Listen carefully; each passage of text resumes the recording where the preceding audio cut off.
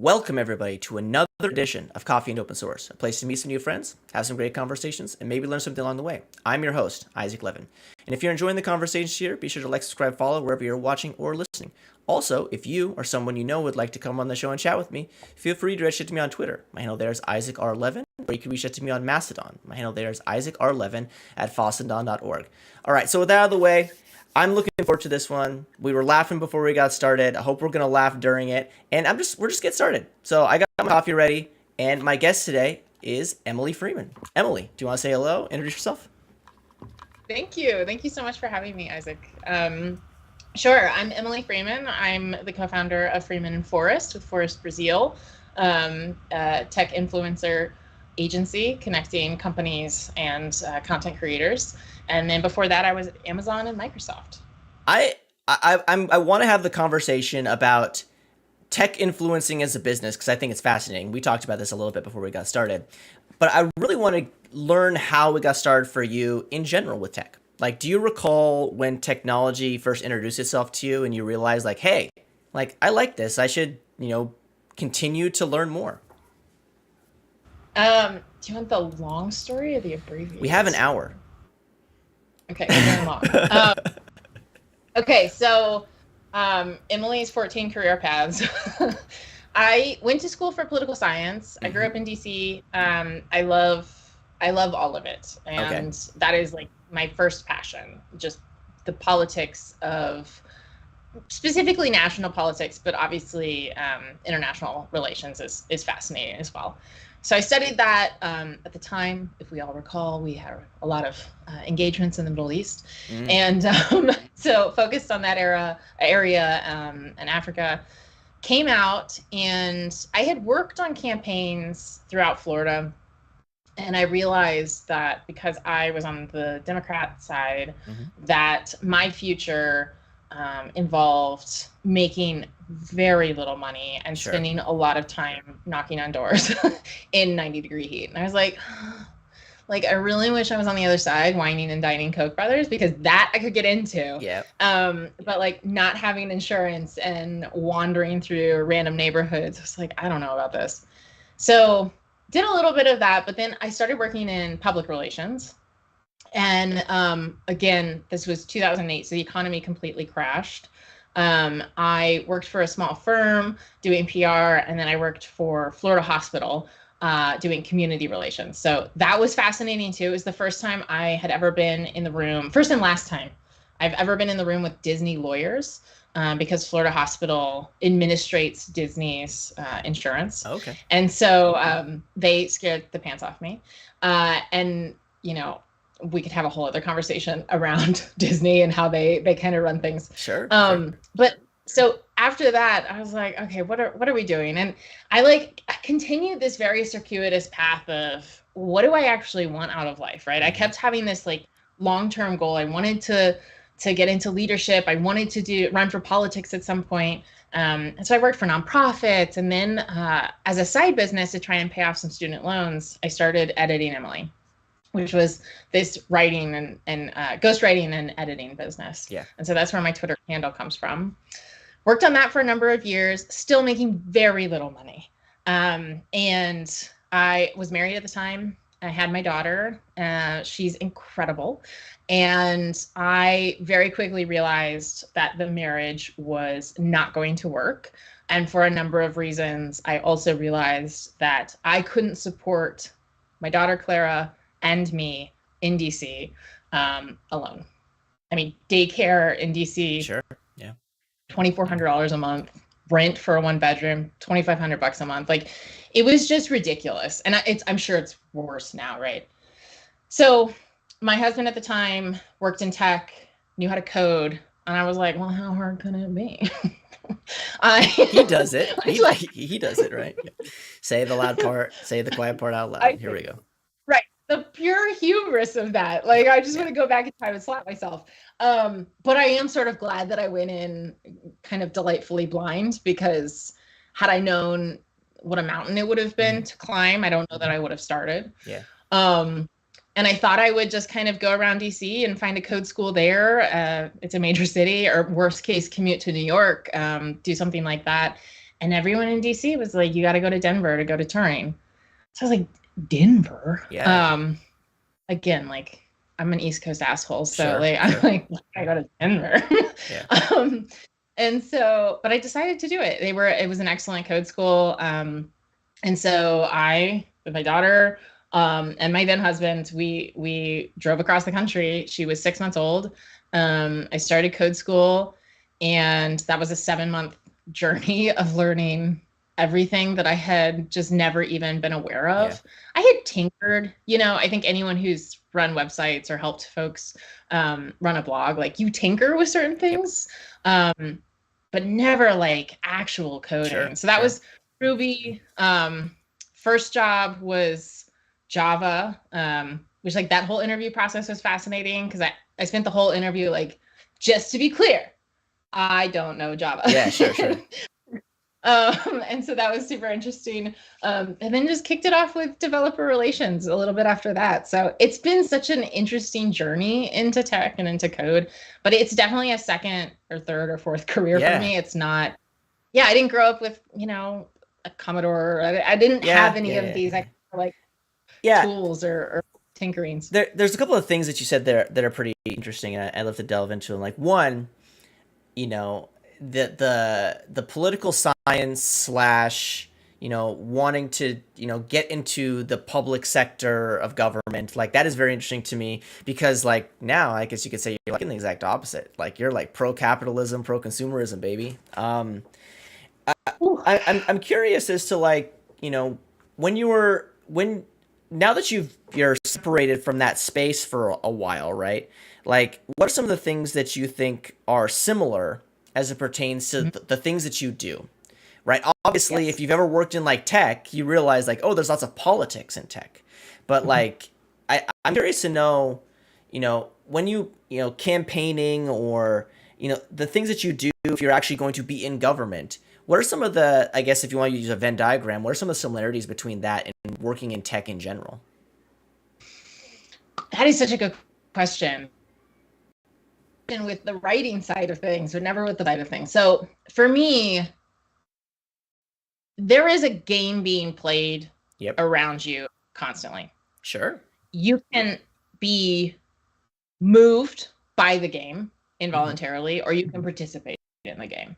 And both of those sides have positives and negatives associated. And so zero judgment, like we all make decisions in our own lives. If you want to kind of be involved and think strategically around, your career and how you fit into a space, and there's sort of this Matryoshka dolls of politics, right? You have your team politics, you have your company politics, you have your politics happening around us. So being aware of that is huge. And I think understanding that is what's happening, that people, all of us, right? I have an ego too.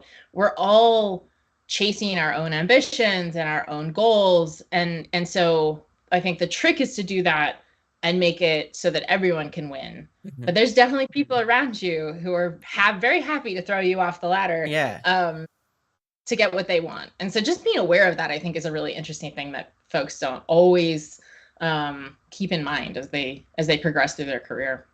That's fascinating to me because I'm going to try to phrase this the best way possible, and if I don't phrase it very well, hopefully you'll help me. We talk a lot about there being kind of, two like huge pillars of developers. One, like developers that are curious by nature, developers that they want to try new things and want to play with things, and then there's developers that it's a paycheck, and they happen to be good with like being a Java developer or whatever, and they're fine doing the same thing for 25 to 30 years and then being done and being complacent in some respect. And that's totally fine if you want to be complacent and have check be a paycheck because it's a very good paycheck. But you said something that's very interesting to me because you were talking about being mindful of your surroundings when you're in tech. So what do you say to the people that just don't care and they decide not to play the politic game and they decide not to have anxiety about their career? Like, what do you say? Do those folks live, better lives than I guess the folks that are a bit more upward interested, I guess you'd say?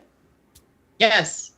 So this is fascinating, and I think you can look at it through a couple different layers. One, I don't think it's as binary as that. I know you probably don't think that either. I Sure. know what you're talking about, where it's like this sort of um, concept that there's just people that are just in it for the money. I want to be clear. I started in tech for the money. I Sure. needed to Most of us did. survive. And Yeah.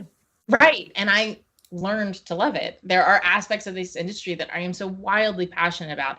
There are other aspects that I don't care at all about. And I think we're all somewhere along that spread. But for folks who choose not to participate or choose not to pay attention, again, that is totally fine. Zero judgment. And your blood pressure is probably doing better than the rest of Sure. us. The downside is that other people's decisions will determine your path and your future. Yep. And that's everything from your day-to-day role, that's your title, your compensation, how you fit, whether you progress or move to other teams, what your resume looks like.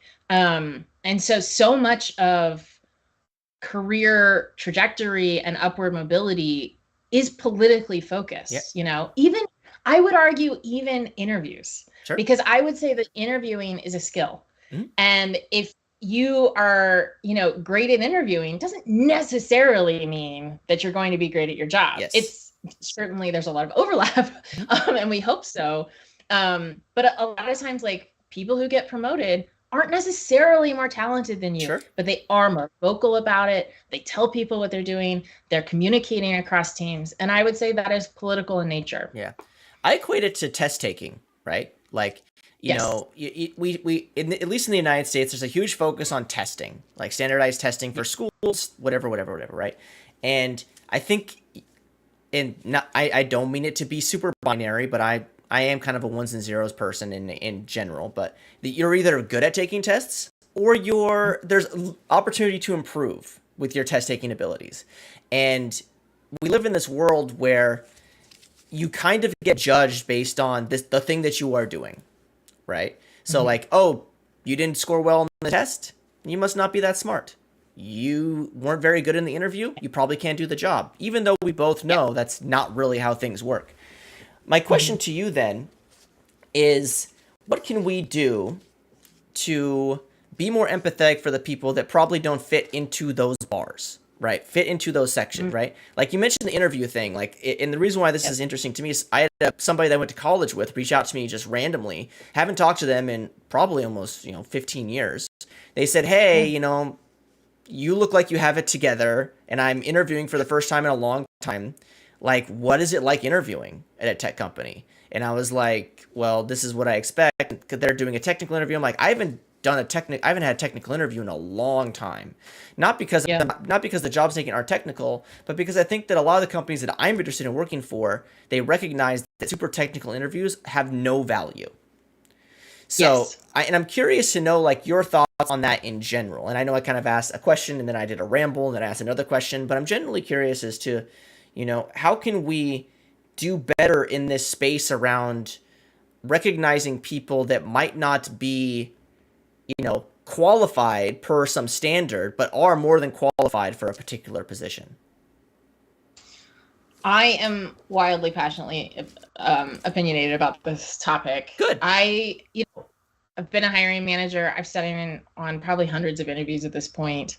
And I think there needs to be more nuance across the industry around what we are actually looking for in a role and what people will be delivering on versus all the other bullshit, right? Yeah.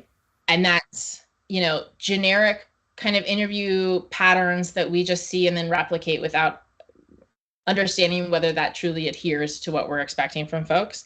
It's our own egos and us feeling smart when we're interviewing someone.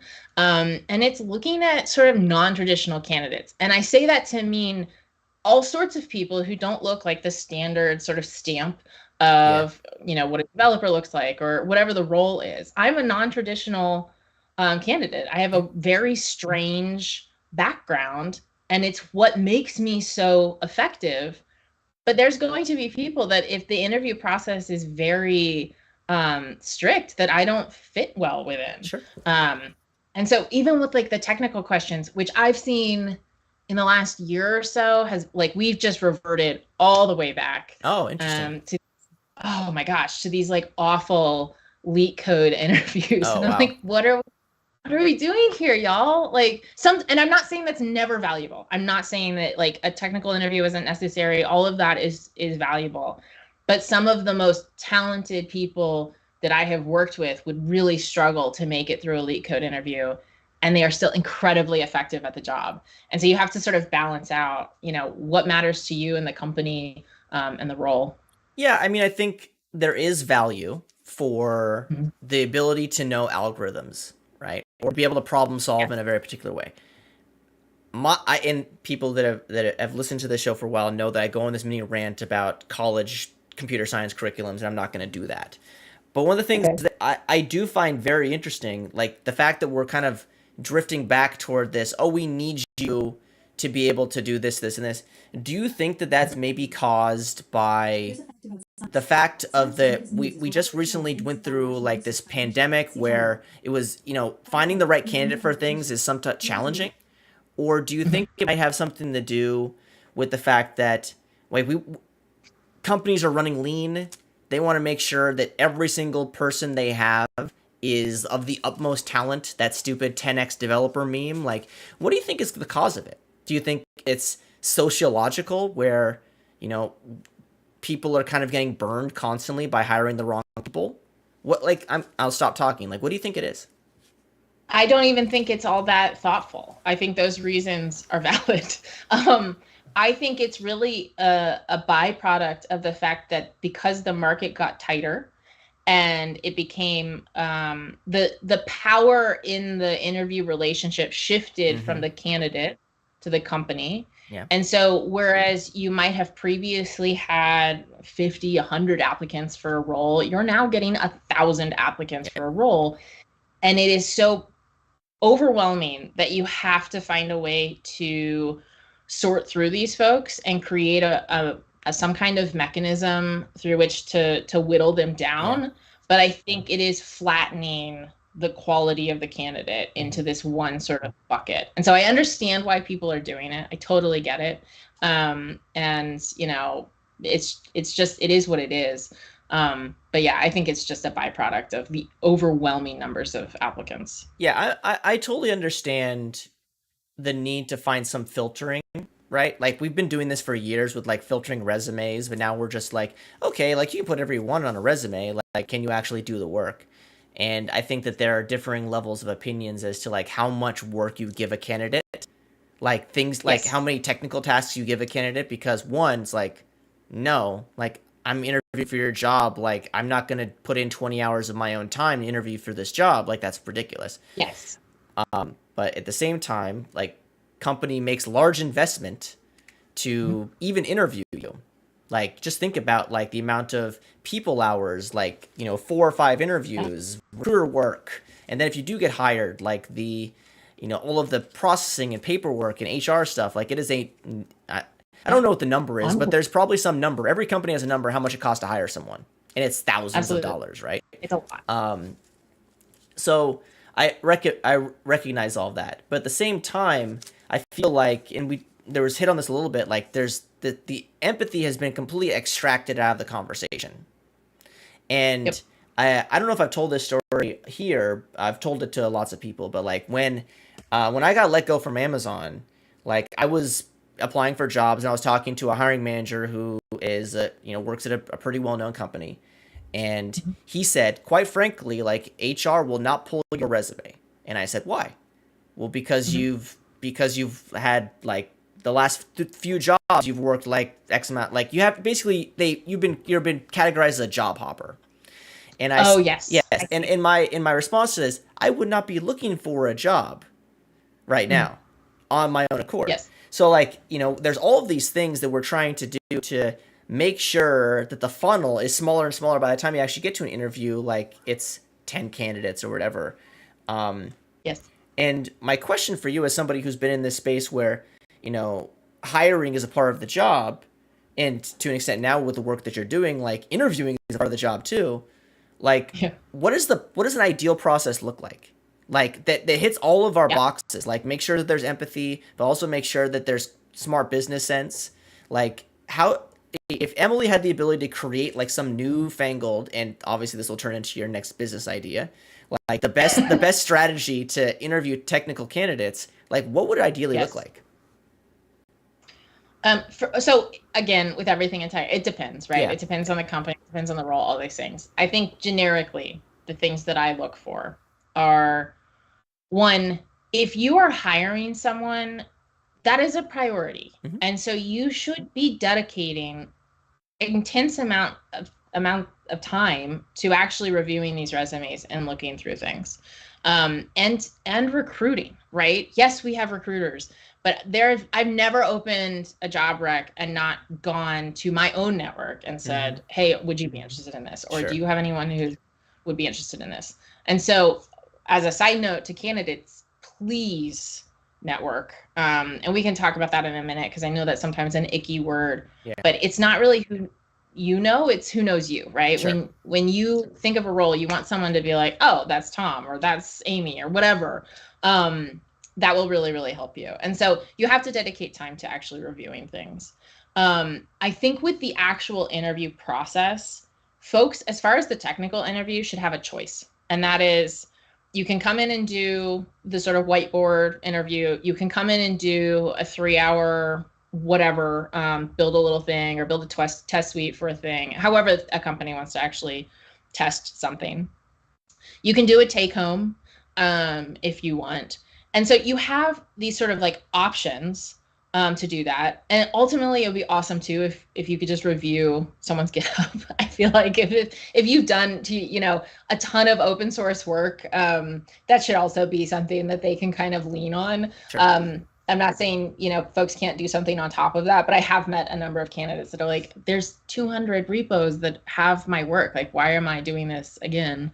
But, so I've met folks who, one, they speak, 4 different languages. Yep. And so they're going to struggle to, speak quickly through a problem, or they have anxiety, or they have some kind of, if you have ADHD, my understanding is that your listening comprehension can get a little screwy sometimes. So that like the high pressure whiteboard may not be something that works for you.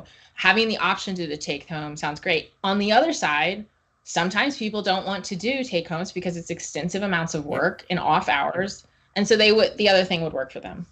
And it is the hiring manager and the organization's responsibility to level those out. So, some kind of rubric, so that however they perform in these various tests or sort of gauntlets, that they're able to actually measure against each other.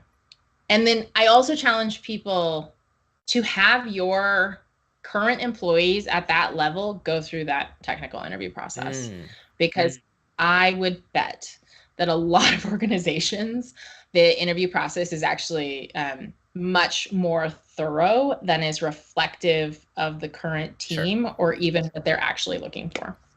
Yeah, I'd be the first to say that I think that one, the interview practices have changed so much in the last 20 years, right? So, Jeff, who interviewed 15 years ago, I imagine that person's interview experience is much different than Jill, who happened to interview 3 or 4 years ago, right? All other things can not included. So it is fascinating to me that we're still trying to figure out like an effective way to determine quality of candidate, but we don't focus as much on determining quality of already hired individual. And there's always saying like if you work at a big tech company, like the chances of bad things happening are, they do happen because we live in this world where you're a vendor and whatever. But like you're safe in a lot of contexts too. Like you can be a pretty poor performer and continually be fine as long as you're getting the work done and people like you. That's what I think too is really missed. Like if you're liked, people will bend over backwards to keep you around because they know you bring value, right? You might be the best developer, but if I'll say this, if you're like shit to deal with, like people will find a way to get rid of you, right? Oh, absolutely. Absolutely. So yeah, it's fascinating. I would like to kind of transition. You mentioned a little bit like, you did the engineering work, the developer work, and you went through this interview process. It's like, oh, I don't know Java, but I'm interviewing for a Java job anyway, which I think is hilarious because it's usually every first developer's interview. It's like, oh, you want me to do something I've never done before? Sure, why not? Whatever. Um, and you Awesome. and you transitioned into, I think you found your true calling in this space, in this advocacy world, right? Yes. When did you first realize that developer relations, advocacy, evangelism, like, were actual, like, things you can do in tech? Yes. Interestingly, it sort of ties everything together, right? And so, um, you know, what you were talking about with likability, that is sort of this political understanding of the environment you're in, and using that to advance and as an advantage. When I started in tech, I was so bummed because I was 29, 30, and I thought, oh, I've wasted a decade of my career. Like, I'm all that writing experience, Yeah. all the public relation, like, it's gone. I won't ever use this again. And I could not have been more wrong, because that is my superpower. Because I am both technical and an excellent communicator, that makes me intensely valuable in this industry. And so, going back to how did I discover advocacy? When I was ghostwriting at Editing Emily, I had this client, and she was remarkable, right? She was on, the morning shows constantly, in your sort of like Entrepreneur and Inc. and Forbes, constantly very visible. But her work wasn't particularly interesting or important. She was an etiquette expert, which I thought, okay, that's odd. And she wasn't particularly, smart. She wasn't a genius. She's obviously very clever and intelligent in her own way, but like it wasn't like off the charts anything. But she constantly promoted herself, and she was incredibly good at being visible. And I always took that as a lesson of like, it doesn't matter if you're the smartest person in the world. If no one knows that, it doesn't matter. It doesn't matter. And so you have to be this person who will self-promote and who will force themselves to the forefront of people's minds. And when I joined tech, I thought, I'm going to take that lesson and utilize it. And I figured out about conference talks. I figured out how you could go speak. I first spoke at meetups. I highly recommend anyone who's getting started, please start at meetups. Do Q&A, because you will get fascinating experiences. Yep. I can share, my first actually experience. But you get really good at that sort of crowd management. And I decided to just apply. So I wrote this, I actually angry typed this abstract because I was in a very traditional engineering organization where there's like a hard line between ops and development. And I didn't even have read access to the logs that I needed to solve a problem. And they wouldn't give it to me, nor would they go and fetch the information I needed. Sure. And so I was still breastfeeding at the time. So I went into like this little closet that I was pumping in, and I was like, da, da, da, da.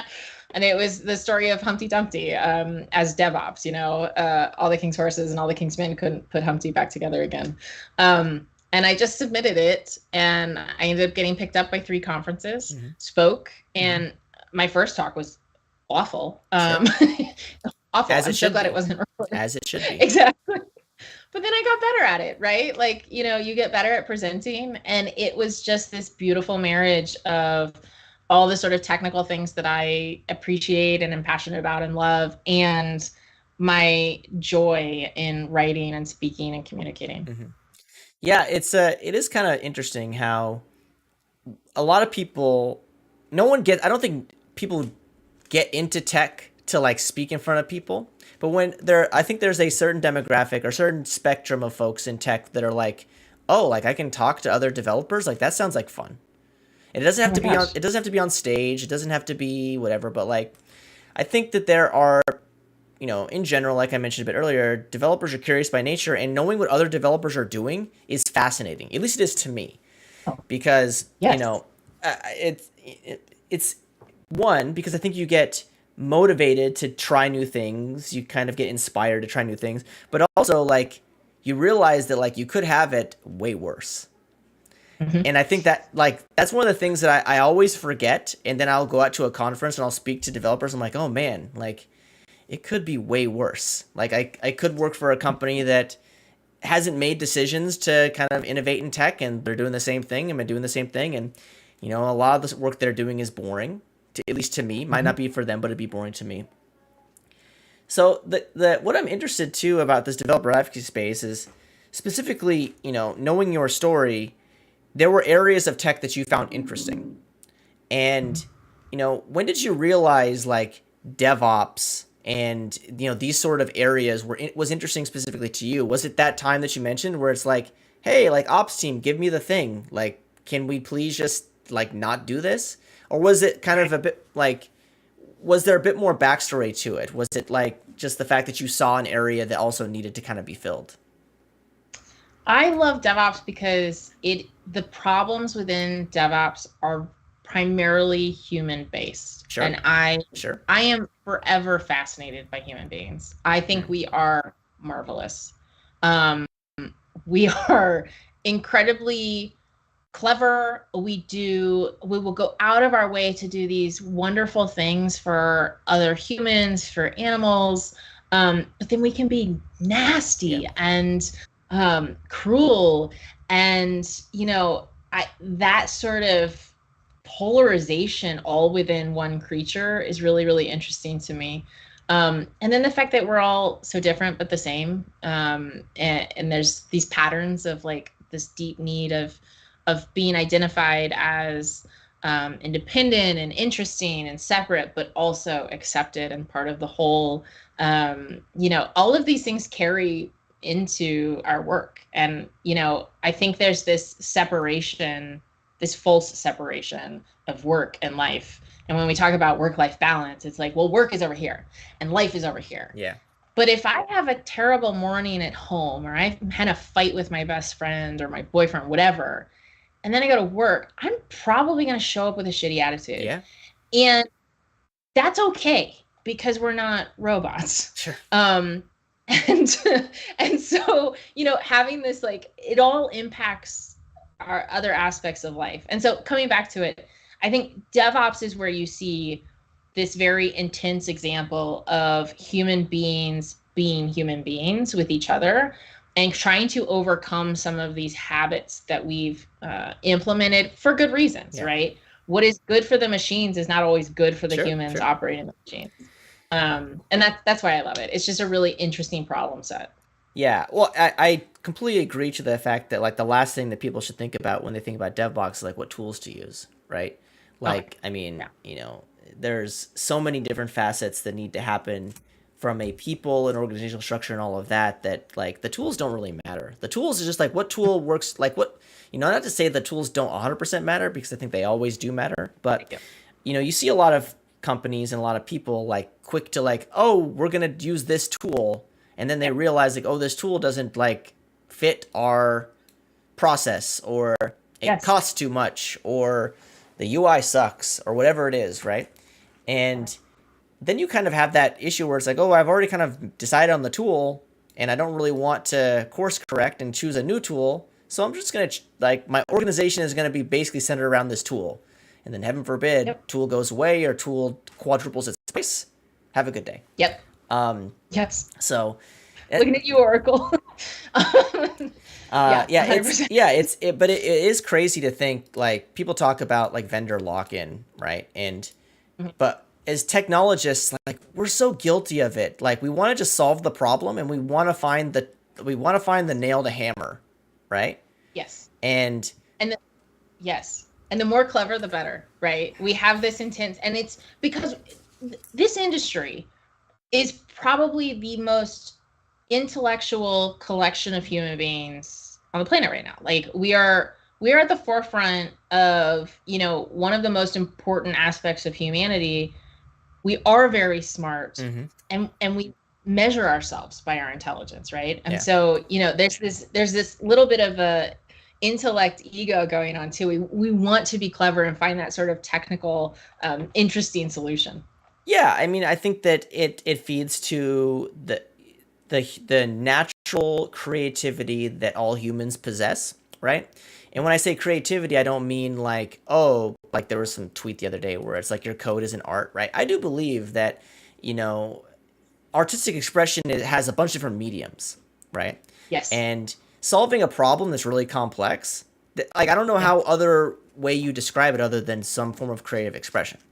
Yeah. And it's always fascinating to me when people are like, "Oh, are you left side of brain or right side of brain?" Well, yes. I mean, I have two sides of my brain, right? It Both hemispheres are yeah, working. yeah.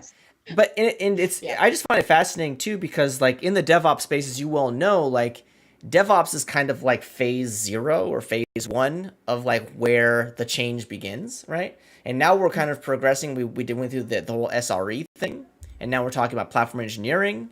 And we don't have to kind of drain the ocean on these topics, but like, what is your opinion as to like the evolution of not DevOps, but the evolution of this idea that you need tools and process and people and all of these sort of things to bring business value? Like, what is your general thoughts about that?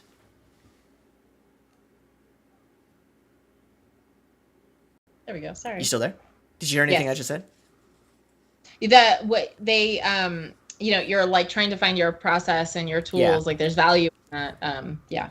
Yeah, I was curious, like, you know, DevOps has progressed, right, to these different phases, right? Yes. Like, you talk about SRE and platform engineering, but, like, I'm curious to know, like, what your thoughts is, like, the evolution of technology in general.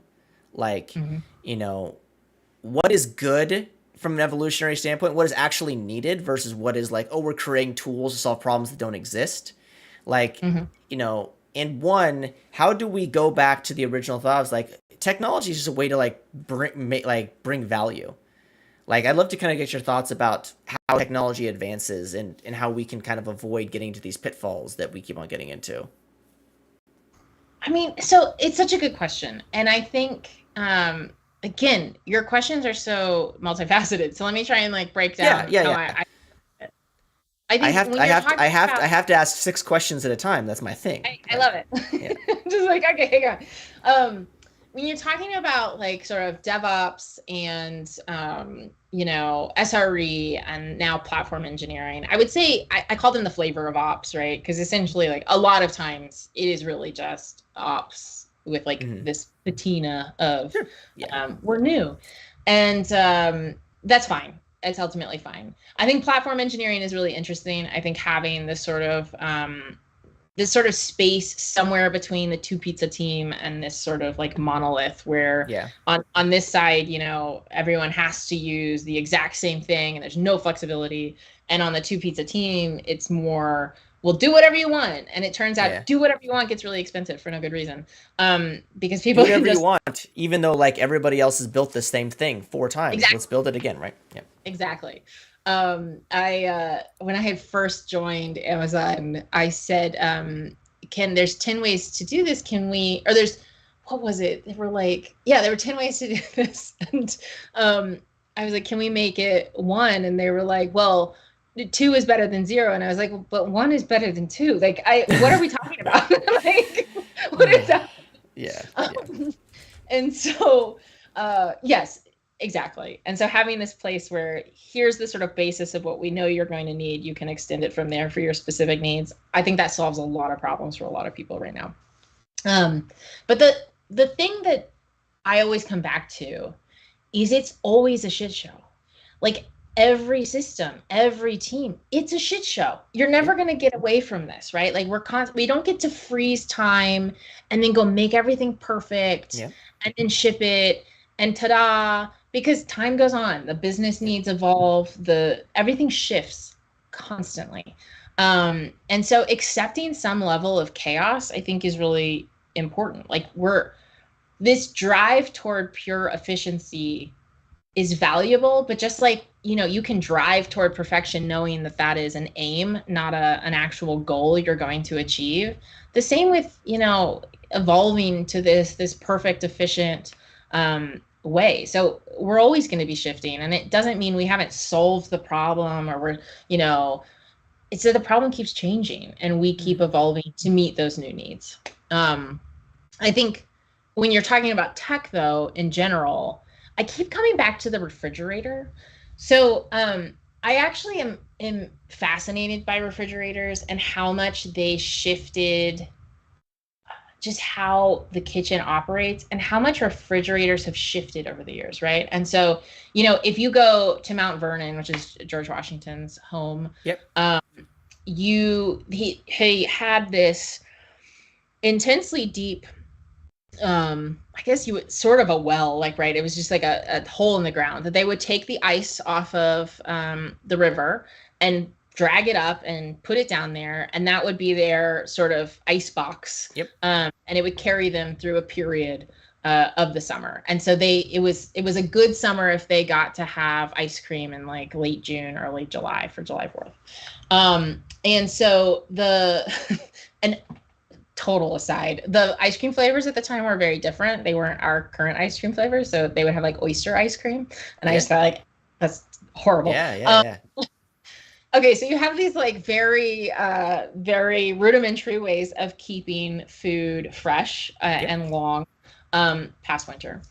And then we have this sort of like in-home sort of ice box, same type of thing. Yep. And then when you get into, the 40s, the 50s, the 60s, refrigerators came in. I mean, I don't even know how much these things weighed, but like the jokes about you can climb in one and survive an atomic bomb, like I believe it, right? Sure. Yeah. They were extremely well made. But if you go look at videos of old refrigerators, they were so much more useful than our current refrigerators. The shelves would like pull out. Mm-hmm. So you have a shelf and it would like rotate out so you could see the back where that was. Yep. There were all these sort of helpful mechanisms inside. And I think as it evolved, we got rid of colors, which was the theory is, we went from yellows and greens and pinks in the kitchen to silver and black and white. Yep. And some of that is because the kitchen shifted from being a place where only women went to where the whole family went, which is interesting. And then they became cheaper made. They became less useful. We lost a lot of those features. And it's because the shift went from being a really helpful thing that's valuable and supposed to last a long time to something that makes the most money as quickly as possible. Yeah. And tech in this way this is not a tech problem. This is a human problem. This is a very Western American capitalist problem. But when you think about it, it's like we stopped making things that last, that are useful, that matter, and we started trying to squeeze money out of every little endeavor. Yeah. And we participate in that, right? Like and again, no judgment. I make money off of this industry as well. Yeah. And I think sometimes about like the long-term impacts of that and small ways that we could kind of nudge toward that sort of quality over cash flow type of approach. Yeah, I mean, it's so funny that you're talking about this. I was thinking about this the other day, but not with refrigerators. That would be very strange if we were both thinking about refrigerators. I was thinking about this with long-term debt. Like I was thinking about this with houses and cars. Mm-hmm. Obviously, we live in this world now where hardly anybody actually pays off a home, right? They go from home to home. They transfer debt from one home to another, right?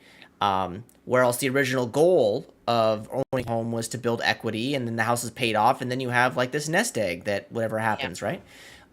We don't live in that world anymore. You can blame capitalism or consumerism or whatever, right? But then I was thinking about cars, because that's debt, but a little bit less long-term. It's still long-term, 5 or 6 years for most leases or most loans.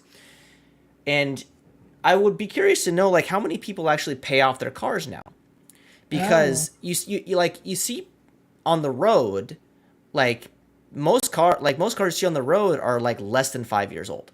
I know. Right?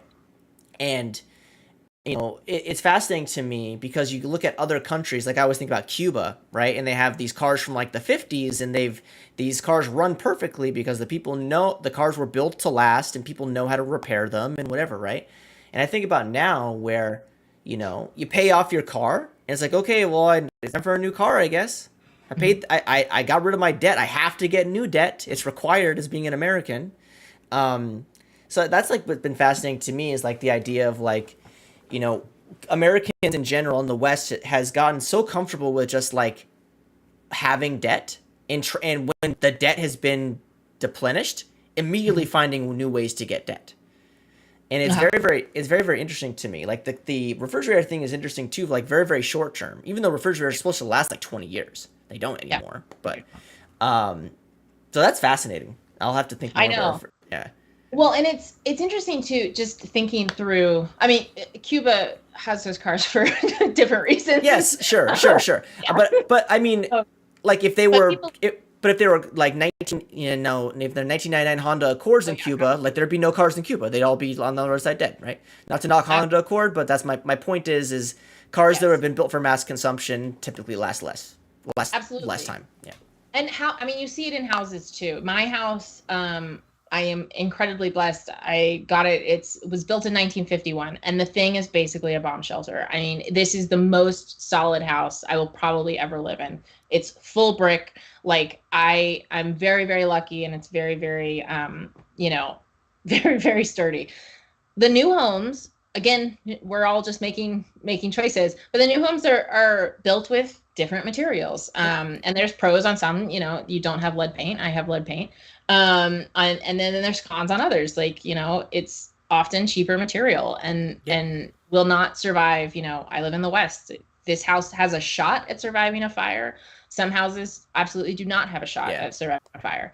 And so, your point stands around, there is this thing toward, quality matters and taking care of your things matter. I'm constantly, I think it's a sort of cultural norm in Germany, but I know from a friend, growing up, it was like, you don't go and get a new toy. You, like, if something breaks, you fix that toy. And there's this sort of joy in maintaining the things that you own and taking care of them. When it comes to getting new stuff, I think about this too. And again, I want to be super clear. I don't care what other people do. I think that's, we all make choices and no judgment at all. And what does that do? Because, our comp is high in tech. Mm-hmm. And I think we often have this view that you should have this massive house and the brand new car, and there should be this sort of lifestyle. And if you want that, that's awesome. But I know for my life, like, a lot of people assume that I would live in a different style house than I do. I live in a very modest home because that's what makes me happy, and that's what I need. And to your point, like, I would love to pay off this house and be able to retire in it and be safe in that. I grew up without financial security, and so having that would mean a lot to me. But this sort of endless chase, and you see it, like, I was able to leave Amazon in December without another job, and part of that is because I save a lot of money. And I'm incredibly privileged and all of that, and it is really important to me to have the freedom to say fuck you than it is to have, this Instagram perfect lifestyle. Sure. Does that make sense? It does. Yeah. No, and I think that it transitions into the last thing I want to talk about, which is like the idea of, taking risks in general. Like, I think everybody everybody has this level of risk that they're willing to kind of subscribe to. Yes. And you kind of hit the nail on the head, like, leaving a large tech company with a good amount of, a large compensation package is something that is kind of crazy to a lot of people. And, and I'd love to kind of get your thoughts on like the next thing. Like you talked a little bit about, like we talked in the beginning about like influencer marketing and influencer consulting, right? Like taking kind of the track record isn't the right word, but taking the track record that you have and turning it into something that is yours and lasting, and something that you continue the things that bring you joy and kind of trying to cast away as much the stuff that doesn't bring you joy. So I'd love to kind of finish up on this conversation about like your ideas around how you can find the thing that brings you joy and how it brought you joy, the idea of like helping companies with the skills that you have. I love that. So I'll start with the risk part. Every time I have done something that other people would consider outlandish, crazy, wild, all of it. I mean, I moved across the country to go to code school with a 6-month-old. That's a little nutty, but I did it. And I took a job where I didn't know the language, and I did it. And I gave my first conference talk, and I was scared, but I did it. And I quit my job. And every time I have bet on myself, I win. And I cannot be the only person for whom this works. It is a powerful thing to invest in yourself, and to not play this sort of safe game and road that we've been prescribed. You know, we're told to go get a secure job, go put your, 10% or whatever you're putting into your 401k, and then you'll hopefully have enough to survive after a certain age. Yeah. I don't think that's for everyone. And we talk about investing in other companies. Why wouldn't we invest in ourselves and take that bet? And so that's what I did. And Forrest and I did that around the same time. And we're focused on, okay, how could we wanted to start a business, start a podcast, something like that. And we came around on this problem that we had both been the solution for and seen the problem set for. So in our work across all three of the major clouds, I have both been a content creator and a sort of tech influencer. And I have also seen the need to activate advocates who are outside the company, not developer advocates, not product managers, people who are outside, who have a really unique viewpoint and a genuine audience all to their own, and get them to provide, not just content, but like honest feedback, honest thoughts around these products. It is intensely valuable for companies. And so that's what we do. Right now, we connect companies with these tech influencers, people who have newsletters and podcasts and live streams and TikToks and all of it. And we, either do end-to-end engagements where people, the content creators write these sort of in-depth tutorials or blogs or do YouTube videos. And then this sort of boosting engagement where we sponsor the newsletters or we sponsor the podcasts, and people post to LinkedIn or their other socials. Yeah. And we've seen it be incredibly powerful, but my favorite part of this job is being able to help content creators, some of whom are doing this for free, get paid and monetize their work without undercutting their authenticity and their value and their promise to their audience. You don't have to trade that to make money. I think it's pretty fascinating because I think one of the things that we're seeing a lot in developer relations, developer experience is kind of like this lack of North Star, right? Like large company decides, hey, we need people to talk about our products. So we hire those people, but we don't really have an idea about how we're going to directly correlate that to making money. And then you eventually get to a point where, the business is like, hey, you have 150 of these people, and how do they directly correlate to revenue? Well, it's intangible stuff, it's awareness, it's a form of marketing, and then the business is like, yeah, no, that's not going to work. Especially like if your DevRel team is centered like in a business unit versus a marketing unit or whatever, right? Yes. So the idea to kind of, I don't want to say offset, but outsource a little bit of the content creation, the developer relations with people that are experts in this area, in this space, is really fascinating to me. And, as we wrap up, I'd love to kind of, pick your brain about, what are some of the things that, looking forward, we're living in this world now where everything has to be AI infused. Everything has to, good, bad, or indifferent, like the world, the tech ecosystem, the tech landscape is changing drastically, and a lot of the stuff most people don't know anything about.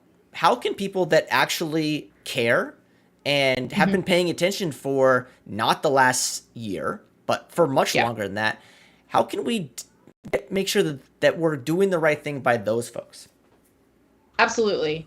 Now, before everyone in developer relations gets bristly with me, the budget that we take for these influencers is not from developer relations. It's from the budget that's currently sticking a brand logo on a Formula One car. Yeah. And so I don't think anyone's really going to miss that. Yeah. And it's really important that, teams maintain their developer advocacy, that sort of really in-depth knowledge of the product, and having that authority and that ability to communicate from in-house is important. And we all reach the borders of our own audiences, and being able to extend that through external influencers is incredibly powerful. Regarding AI, and this insistence that is our only future, I think AI is fascinating. I'm very excited about AI. I think the applications are promising. I think we're moving toward a place where it's going to be a lot more exciting. Some of the pushback with this business has been, well, it doesn't matter, everything's going to be AI soon. And that's where the value of the business is, because when everything is AI infused and you can't trust voices, you're going to go back to the people that that you already see as authentic and that you already trust. And so we've seen the value of this influencer brands, their personal brands, their assets, like their blogs and newsletters and podcasts, go up in value through this new world. And I expect that to continue. I can't agree more. This has been a great conversation. I've really appreciated your time. It's been great to get to hear your thoughts on all sorts of things, including refrigerators, which I think was great. Thank you. So, for folks that aren't already, following the work that Emily's doing, I highly recommend doing so. There'll be some links to the show notes to different places you can find them. One place of those is Twitter. You can find Emily at Editing Emily, which is EDITINGEMILY. And this has been a great conversation. And I'd like to, end on this. We've been talking for an hour, and I would love to get your, if you can think about the spectrum of things we've covered, right? What are some of the things that you think about, when you kind of reconcile this conversation? What things have come to mind since the things we've been talking about? I just rambled there for, I don't know, God knows why. What are some of the things that come to mind for you when you think about the last hour of this conversation? It's been a joy, and your rambling is your charm. I think, for me, the things I want to leave on is just believe in yourself, bet on yourself. The market is different right now. It's constantly changing. We're going to evolve. We're going to figure it out. Take care of each other. Try not to be an asshole. And when you are, say sorry. But constantly just keep pushing and keep betting on yourself. Invest in your own career and your own skills, and you will reap the rewards. That's been great. Thank you so much for the time, Emily. This has been a pleasure to chat with you. And for the folks tuning in right now, thank you so much. And for the folks listening in the future, thank you as well. This has been Isaac Levin from Coffee and Open Source. I hope you enjoy the rest of your day. Take care.